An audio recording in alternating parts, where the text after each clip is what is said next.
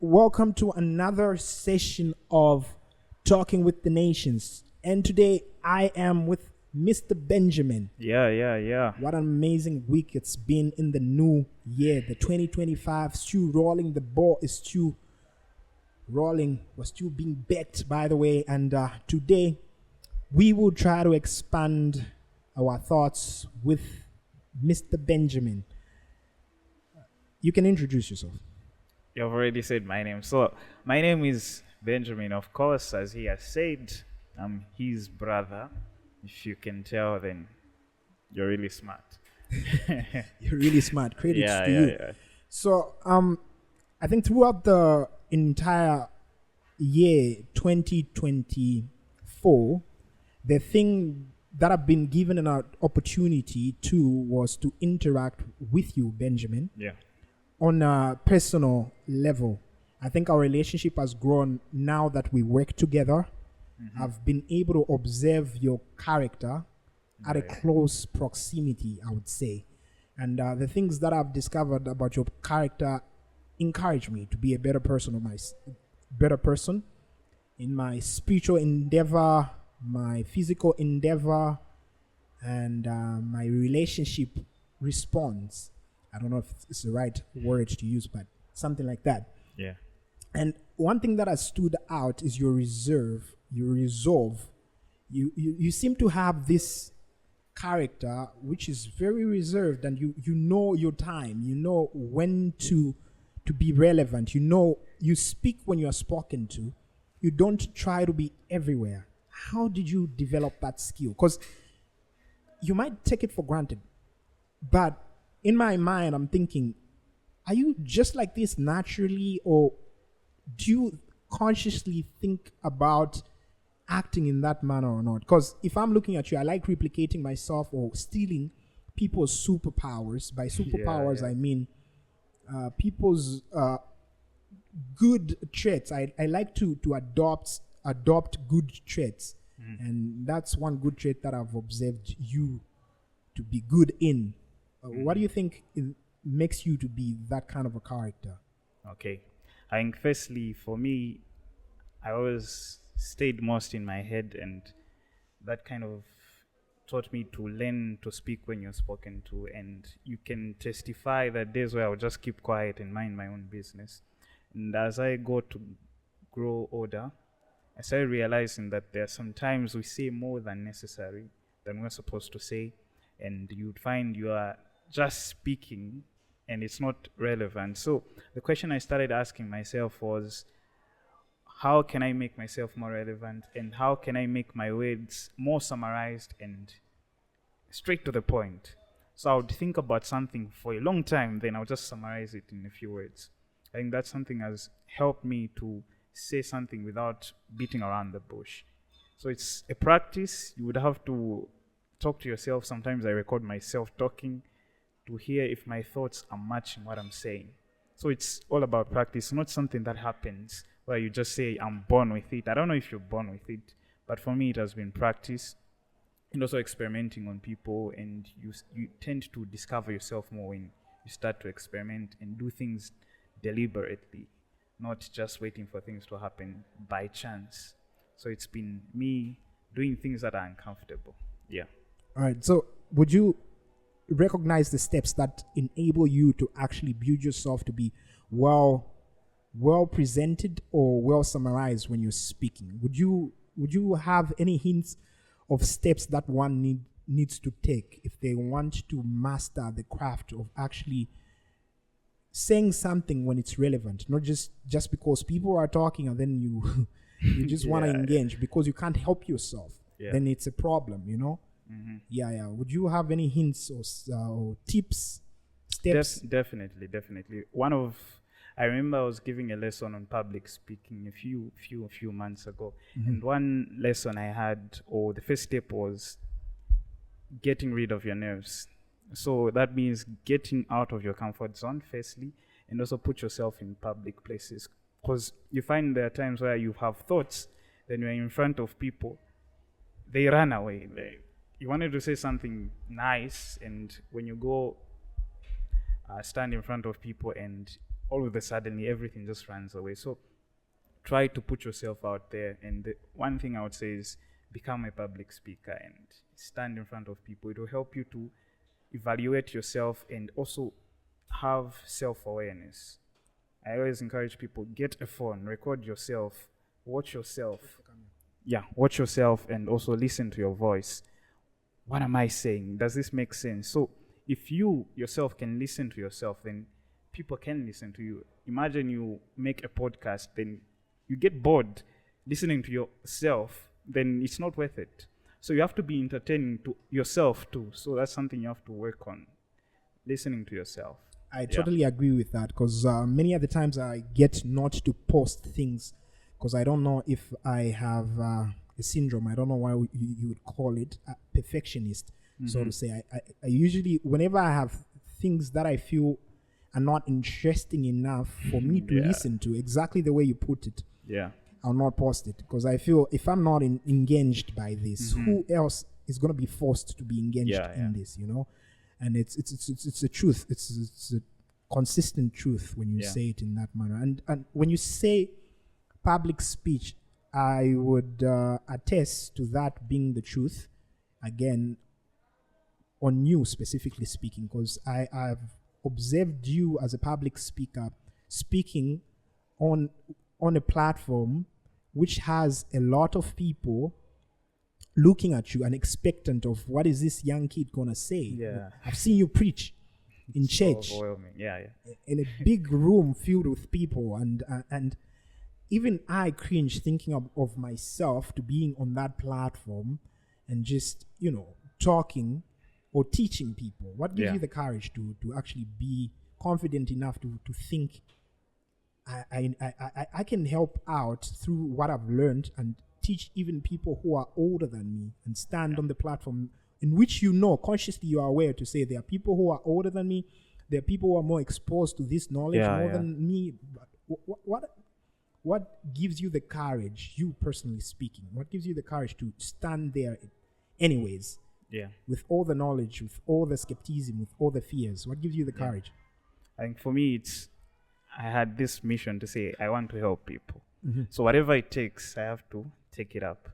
And I remember one time I was watching a video on public speaking. It said, do not focus on yourself, but focus on what you're going to say.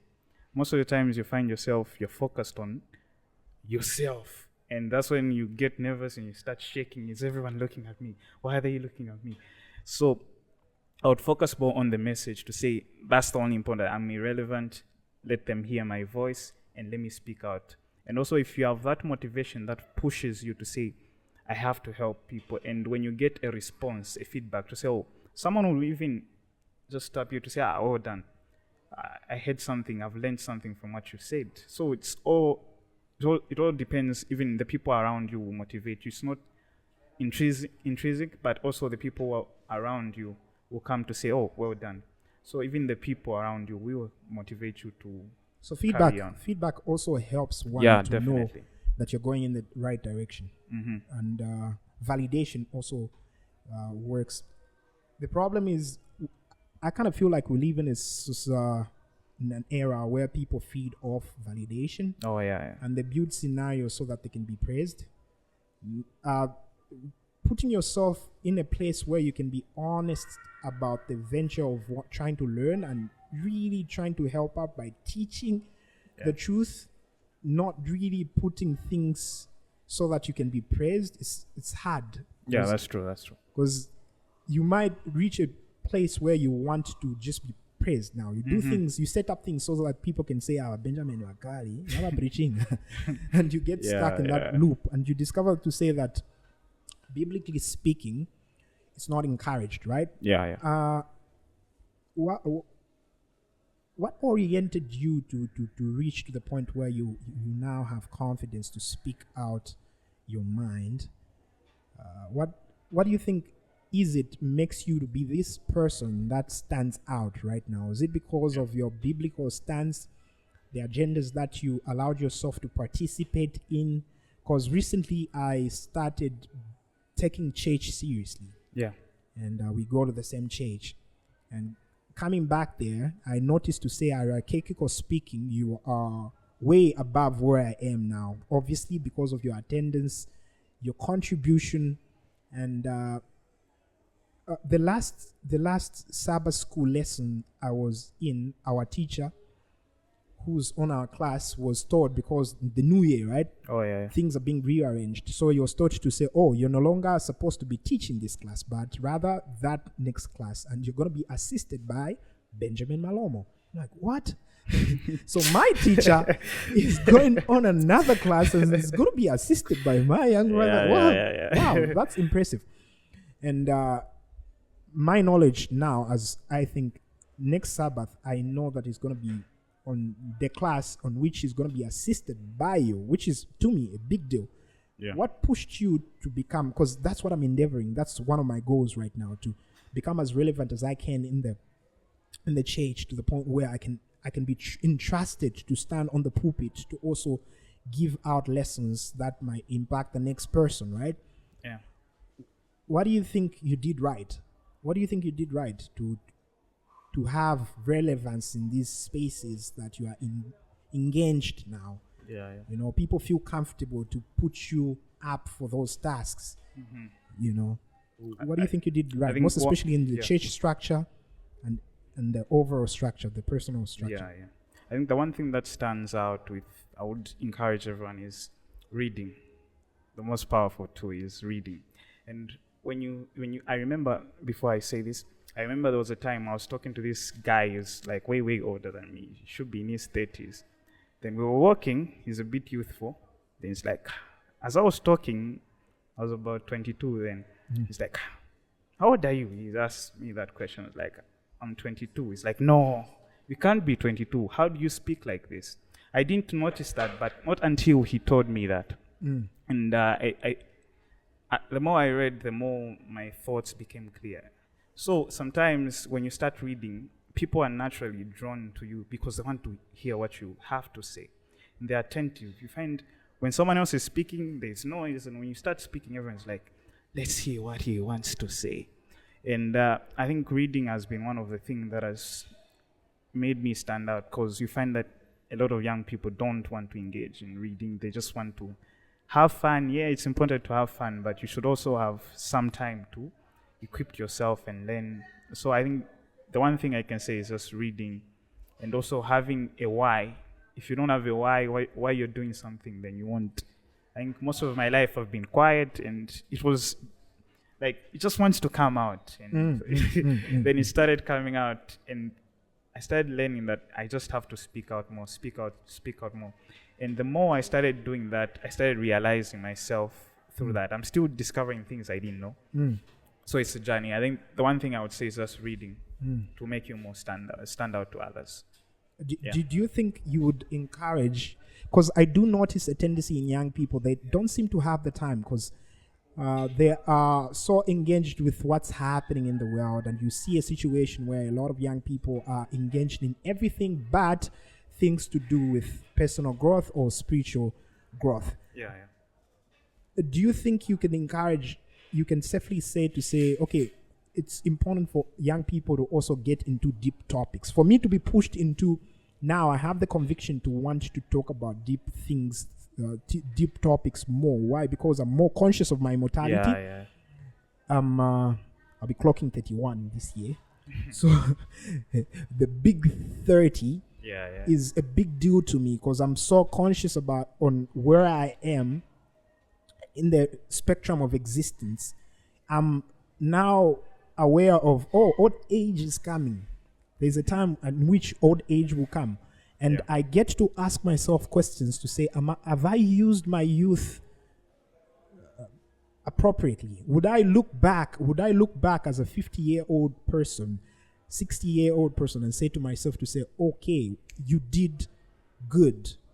You impacted society, even yourself, your generation has been impacted. Now, for me, it makes sense, because in my age now, I'm pushed to think about these deep things more, because now I have to think about being more organized, because I have people who are looking up to me. I've got family.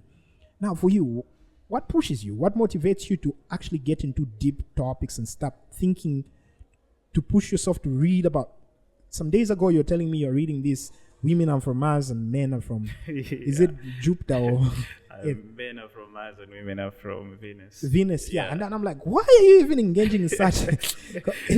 But at your age, I was thinking about what site I would use to download porn or video games or whatever. But you specifically have taken up this role of, okay, I just want to learn about deep things. How do you think you would encourage? I think every young person has that in them, only that they're not encouraged. Society doesn't encourage young people to engage in such, because it's always, you know what I mean, right? Yeah. And you get to be built in a way that you start thinking to say, okay, what would you think motivates you, and would you tell a younger person to be engaged in what you're engaging? Yeah. Firstly, I would say there are times where I remember we had a conversation about just thinking. There are times where you find the young person is told, do not think. It will hurt you. You get depressed. But I believe everyone has the capacity to think about deep thoughts. Just that we brush them off.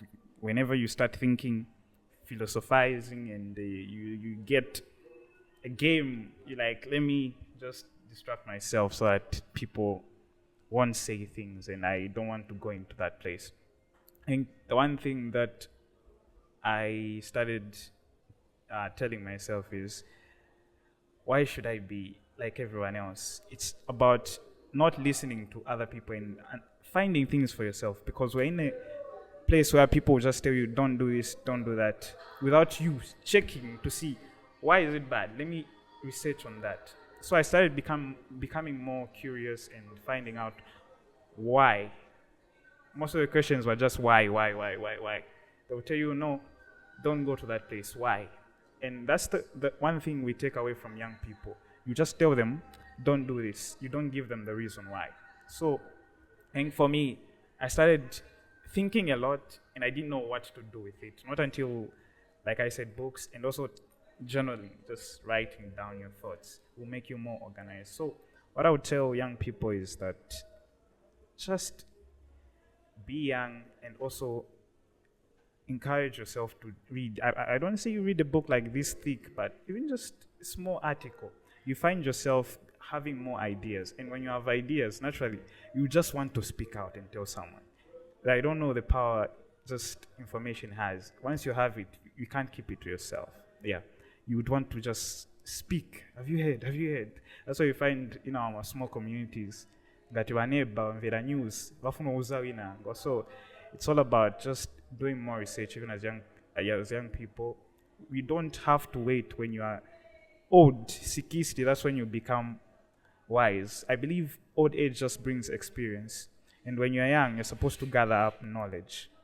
The problem we have is that we are taught you get the wisdom when you're 60.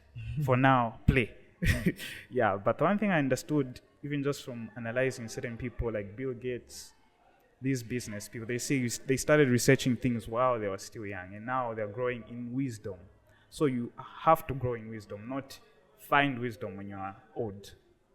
So for young people, you won't find it. It's now. You have to grow it every single day. Thinking, reading, and also writing. I think that's one thing I can say. All right, and with that, we're going to conclude this episode. You heard it for yourself. Take seriously journaling, reading, and expose yourself to situations that will push you out of your comfort zone.